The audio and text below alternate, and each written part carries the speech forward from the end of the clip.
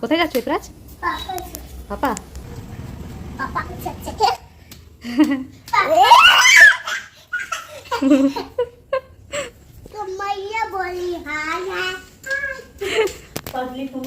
Gift আছে ইফরাজের।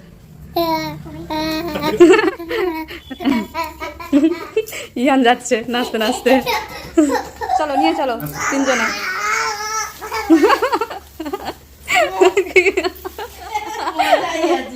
হ্যাঁ কোনটা দিয়ে দেখছে? এটাতে আছে কি বলো তো? কি আছে ইফরাজ?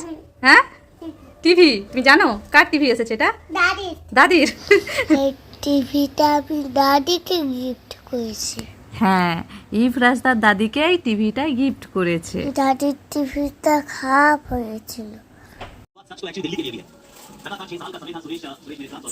টিভিটা সেট করা হয়ে গেছে আর ইফরাজ এখন খেলা দেখছে, তাই তো?